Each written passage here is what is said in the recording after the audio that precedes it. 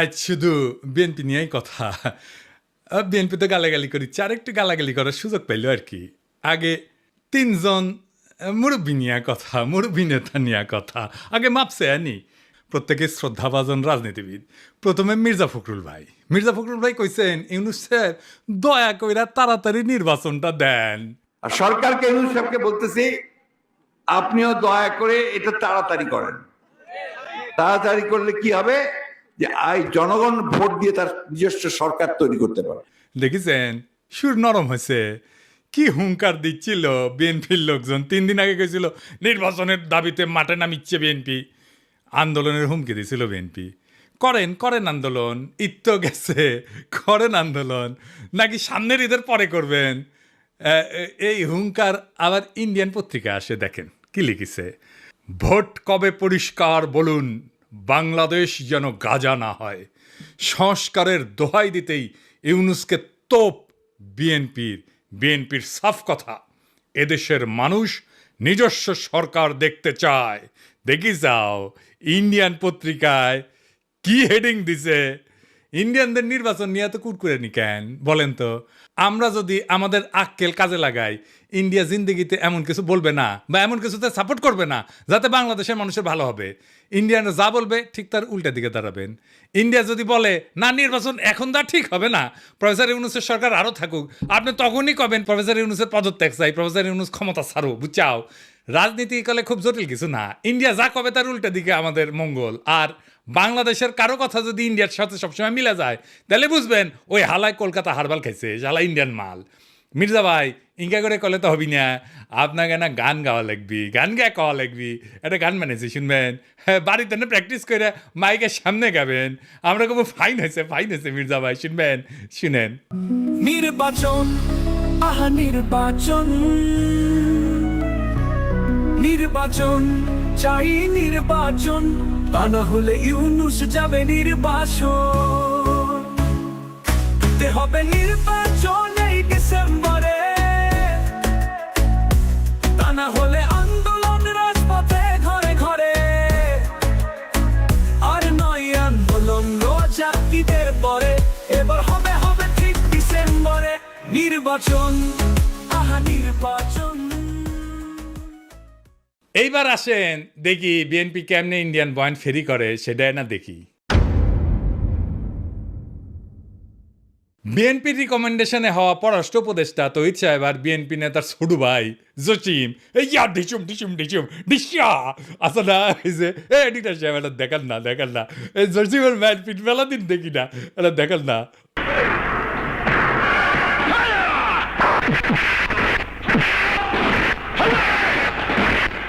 আর দেখি যাও ক্যাঙ্কা হিরোইনছি এই জসিম কইল যে 1971 জন্য পাকিস্তানে ক্ষমা চাইতে হবে।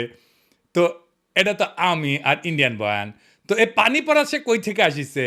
ইন্ডিয়া থেকে আসিছে, তাই না? সে একই পানি পড়া মির্জা ফখরুল সাহেব পাইছেন, দেখেন উনি কি বলেন। পাকিস্তান সেনাবাহিনী সেই হত্যাযজ্ঞ করেছিল তার জন্য আজ পর্যন্ত কিন্তু ক্ষমা চায় নাই। গণহত্যা করেছিল, লক্ষ লক্ষ মানুষকে হত্যা করেছিল, তার জন্য পাকিস্তান এখন পর্যন্ত কিন্তু বাংলাদেশের কাছে ক্ষমা প্রার্থনা করে নাই। উনি মনে করেন পাকিস্তান ক্ষমা চায় নাই, অথচ আমরা জানি তিনবার রাষ্ট্রীয়ভাবে পাকিস্তান ক্ষমা চেয়েছে। একবার মন্ত্রী পর্যায়ে, একবার প্রধানমন্ত্রী পর্যায়ে, আরেকবার রাষ্ট্রপতি পর্যায়ে। তো উনি তো বাংলাদেশ সরকারের মন্ত্রী ছিলেন, সে সময় ওনার মনে হয় নাই যে ওনার পাকিস্তান তো ক্ষমা চায় নাই। এখন কেন বলেন?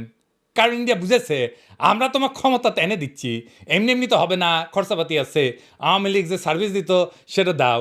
কি সার্ভিস? জাহাপনা। মির্জা ফখরুল কইছে পাকিস্তানকে বাম্বু দিবা, ইন্ডিয়া কইছে, তো উনি বাম্বু দিলেন। আচ্ছা এবার বলেন তো এই দল পাকিস্তানের সাথে স্বাভাবিক সম্পর্ক করতে পারবে? ইন্ডিয়া যে ফ্যাসিবাদ চালাইলো কোনোদিন কইছে বিএনপি ইন্ডিয়া ক্ষমা চাইতে?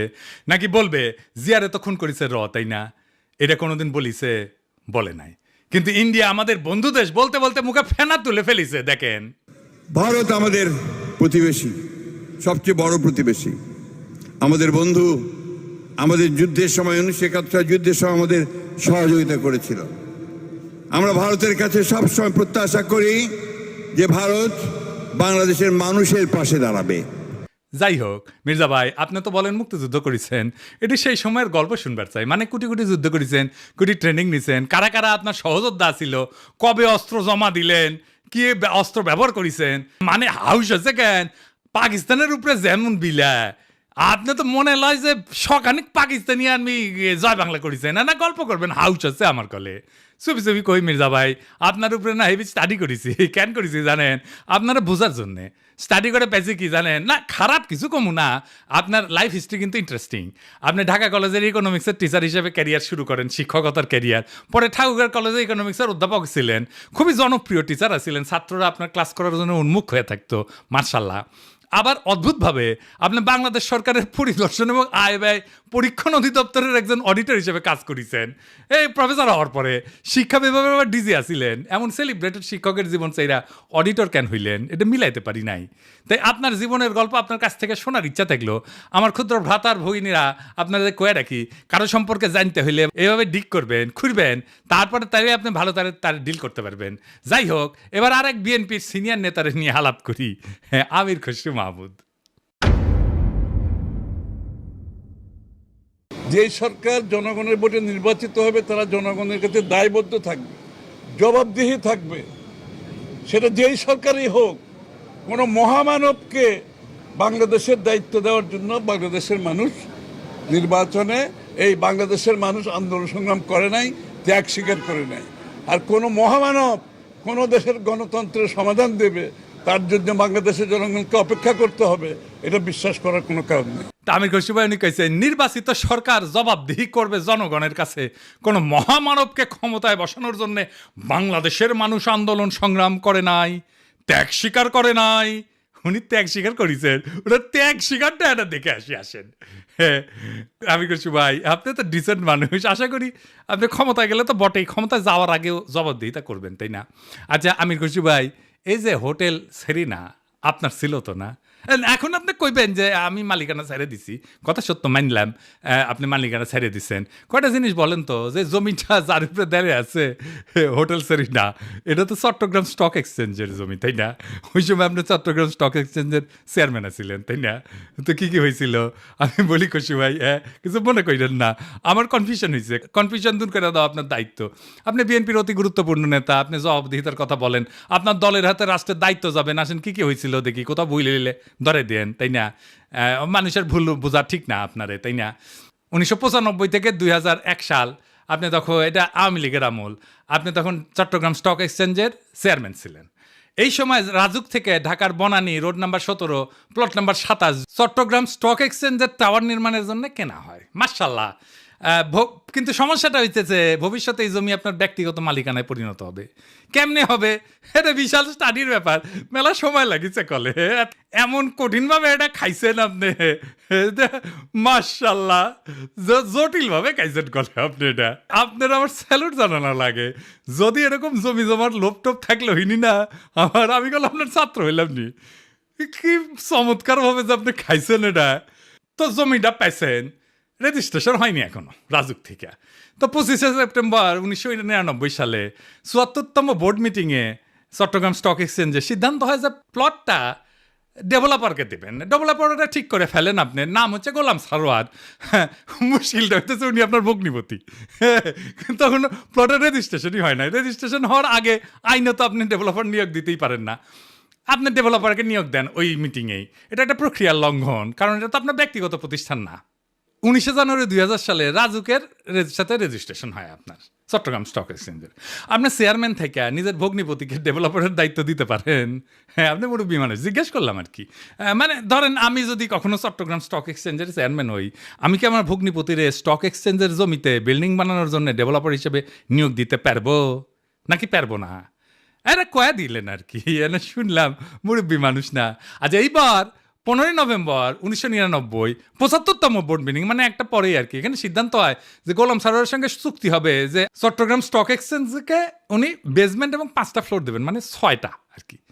ভালো কথা, এই 5টা ফ্লোরের কথা মনে রাখেন, বেসমেন্ট সারা 5টা। হ্যাঁ, এরপর 13 ফেব্রুয়ারি 2000 সালে চট্টগ্রাম স্টক এক্সচেঞ্জের বোর্ডকে পাশ কাটায় স্টক এক্সচেঞ্জের সিইও ওয়ালিউল মারুফ মার্টিন এবং গোলাম সারোয়ার আপনার ভগ্নিপতি, এই দুইজনের মধ্যে একটা আনরেজিস্টার্ড চুক্তি হয় যে চুক্তি কখনো রেজিস্ট্রেশন হয়নি।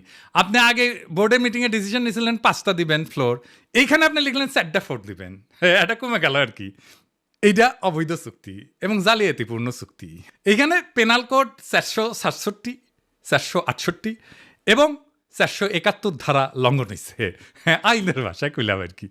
তো 74 এবং 75তম বোর্ড মিটিংয়ে গোলাম সারোয়ারকে ব্যক্তিগতভাবে ডেভেলপার হিসেবে নিয়োগের আলোচনা হয়, কিন্তু সিইও যে সিগনেচারটা করলো না যে 4টা মিটিংয়ে, ওইখানে হোটেল সারেনার মালিক হিসাবে তার সাথে এগ্রিমেন্টটা হইল। সারেনাকে তখন হয়নি যখন আপনি বোর্ড মিটিং করেছেন, বুঝছাও। তো এই সিইও ওয়ালিউল মারুফ মার্টিন সে বোর্ড মিটিং উপেক্ষা করে সারিনার সাথে একটা চুক্তি করলো। সে কি পারে? হ্যাঁ, পারে না, তাই না? যাই হোক, স্টক এক্সচেঞ্জের তরফ থেকে আনুষ্ঠানিক বা বৈধভাবে সারিনাকে কোনো দায়িত্ব দেওয়া হয়নি, তাই না? হ্যাঁ, বোর্ডকে পাশ কাটায় যে আপনি সারিনাকে দায়িত্ব দিলেন, এটা আপনি পারেন না। এরপর 23শে মে 2000 সালে গোলাম সারোয়ার মানে আপনার ভগ্নিপতিরে একটা পাওয়ার অফ অ্যাটর্নি দেওয়া হয় যাতে জমি বন্ধক দেওয়া, আর্থিক ক্ষমতা দেওয়া হয়, কিন্তু ওইটাতে আবার কোনো ফ্লোর বন্টনের উল্লেখ নাই। এই চুক্তিতে বোর্ড অনুমোদনেরও উল্লেখ নাই। 10ই জুলাই 2000 সালে আপনি এবং ভাবি, আপনার স্ত্রী সারিনার 50% শেয়ারের মালিক হয়ে যান, কিনে নেন আর কি। কী টাকা দিচ্ছেন কে জানে। হ্যাঁ, ভগ্নিপতিকে রাস্তা তৈরি করে দিচ্ছেন, এখন নিলেন শেয়ার। 2010 পর্যন্ত হোটেলের মালিকানা ছিল আপনার। এইভাবে প্রাতিষ্ঠানিক সম্পদকে পারিবারিক ব্যবসায় রূপান্তর করে ফেললেন। এটা একটা জ্ঞাত ষড়যন্ত্র, ইংরেজিত কয় ক্রিমিনাল কনস্পিরেসি। ইংরেজিত যেহেতু কইছে, ঠিকই কইছে। হ্যাঁ, 20শে নভেম্বর 2004 সাল রেজিস্ট্রেশন হয় জমিটার গোলাম সারোয়ারের নামে। অদ্ভুত ব্যাপার। তবে দলিলে সম্পূর্ণ ভবনের উল্লেখ নাই, দামে ব্যাপক গড়মিল দেখানো হয়, এটি সরকারকে রাজস্ব ফাঁকি দেওয়া হয়। দলিলে প্রকৃত দাম না দেখানো পেনাল কোডের 420 সিটিং এই ধারার আওতায় পড়ে। এইবার ভবন নির্মিত হয় আলহামদুলিল্লাহ। জিলাপি টিলাপি খাওয়া হয়, বিলার টিলার দেওয়া হয়। ভবনের অনুমোদন ছিল কত? 15 তলার। আপনি ভবনটা বানাইছেন কত? 20 তলা, 5 তলা এক্সট্রা। 12 হাত কাকুরের 13 হাত বেশি দেখেছি না, সেরকম 15 তলা অনুমোদিত বিল্ডিংয়ের 20 তলা হয়ে যাওয়া দেখলাম আমরা। এটা রাজুকের নিয়ম ভঙ্গ কইরা অবৈধ নির্মাণ, নগর উন্নয়ন আইনের গুরুতর লঙ্ঘন। আর চট্টগ্রাম স্টক এক্সচেঞ্জের 4টা ফ্লোর পরে এটা কমায় 4টা করা হয়েছিল না, সেটা আসলে যে অতিরিক্ত ফ্লোর বানায় দুটো থেকে দেওয়া হয়েছে। মানে মাছের তেলে মাছ ভাজিছেন, পুরা বিল্ডিং আর জমিন মালিক হয়ে গেছে আমির খুরশি মাহমুদের পরিবার। বুঝেছাও? মজার এই দারুণ চালাকি কইরা এমন একটা জায়গায় আপনি সম্পদ বানাইলেন, কি ফাইন সিস্টেম কইরা। আচ্ছা, খালেদা জিয়া এতিমখানার টাকা সরান নাই, টাকা ব্যাংকে ছিল, কিন্তু উনি নাকি নিয়ম মানেন নাই, তাই উনারে জেলে নিল হাসিনা। আপনার নামে কেন কোনো মামলা হইল না? আপনি তো বলেন আপনার মালিকানা নাই। মালিকানা ছিল তো ওই সময়, এক সময়, তাই না? ওই মালিকানা কি আপনি নিতে পারেন? আপনি ডিউ ডিলিজেন্স করেছিলেন, করেন নাই। আপনি জানতেন না 15 তলার পারমিশন নিয়ে 20 তলা বানানো হয়েছে। হ্যাঁ, তাও তো শেয়ার কিনেছেন। আপনার তো ডিউ ডিলিজেন্সই ধরা পড়ে যাওয়ার কথা। এই সারিনাতেই তো আপনি আবার ফার্মের বাসায় দান্দিক বোকাচোদা নিয়ে মিটিং করেন, কমিউনিস্টদের নিয়ে। ইনভেস্টমেন্ট সামিটের টাইমেও মিটিং করেছিলেন। আপনার কি প্রফেসর ইউনুসকে জবাবদিহিতার কথা বলা মানায়? আমি খুশি ভাই। হ্যাঁ, আগে দেখতাম মানুষ রাজনীতি করতে এসে গরিব হয়।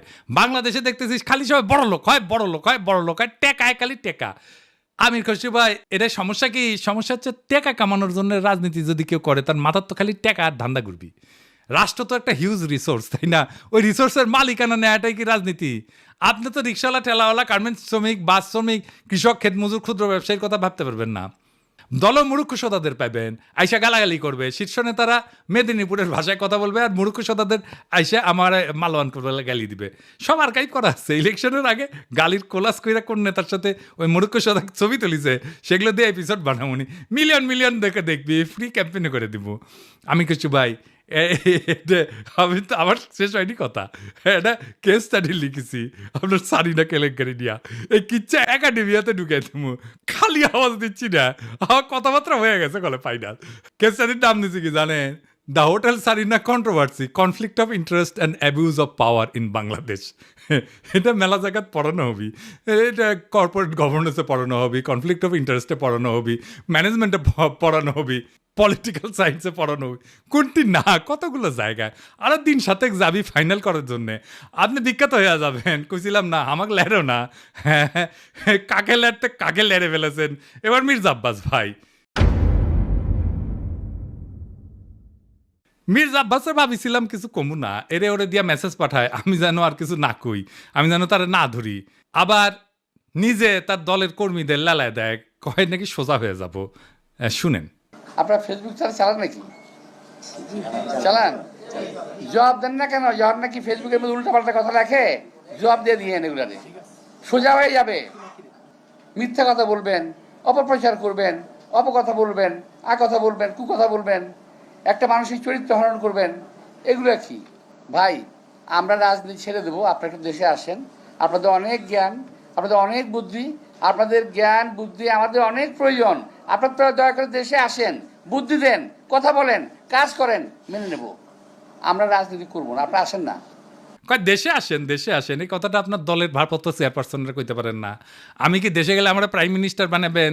ভারপ্রাপ্ত চেয়ারম্যানরা তো প্রাইম মিনিস্টার বানাবেন, আমারও তো বানাবেন না। দেশে আমারে ডাকেন কেন? উনারে ডাকেন। কয়দিন আগে কইছিল না সংস্কার করলে ছুঁড়ে ফেলে দিবি, আবার কি কইছে? আমি কখনো কই নাই। 2 দিনে কথা ঘুরে ফেলছে। কে সোজা হয়ে যায় দেখি চাও কে সোজা হয়? হ্যাঁ, দেশে দাগ ইচ্ছে যে ভাবিচ্ছে যে দেশে গেলে দাবরানি দিবি, আমাকে দাবরানি কেমনে দিবি জানেন? এই যে তার দলের নেতা স্কুল শিক্ষকের কলজা টেনে ছিঁড়ে ফেলাতে চায়, দেখি চাও। টানি ছিঁড়ি ফেলবো, একবার টানি ছিঁড়ি ফেলবো তোমার। সেনো তুমি, সেনো চলো, তোমার খারাপ খুব আমাদের একবারে নিশ্চিন্ন করে দিব তোমার। কি বলে কথা বলো তুমি? সেনো বিগ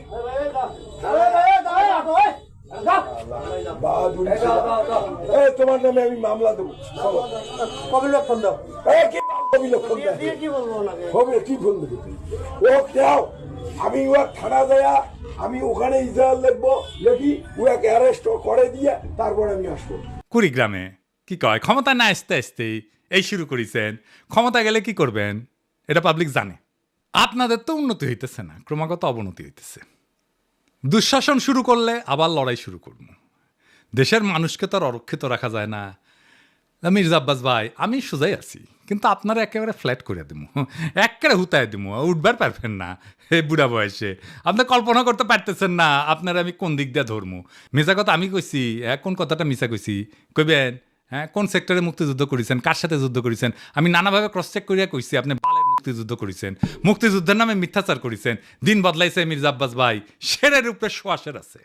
শোনেন মির্জা আব্বাস ভাই, মানুষের 3টা জিনিস ডরায়, এই ডর দেখায় মানুষের শাসন করছেন এতদিন। জানের ভয়, সম্মান হারানোর ভয়, আর সম্পদ হারানোর ভয়।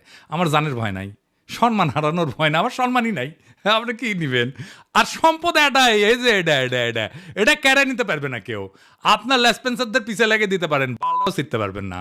বাংলাদেশের পলিটিশিয়ানরা দুধে দেওয়া তুলসী পাতা না, সব বিগ শটের আমল নামা বাইর করবো টাই না। এইভাবে এই দুর্নীতি আর দুর্বৃত্তায়নের খাজে খাজে বাংলাদেশের রাজনীতি আজকাল এক অলিক নাট্যশালায় পরিণত হয়েছে, যেখানে দাবি দেওয়া আর আচরণ 2টা ভিন্ন গ্রহে বাস করে।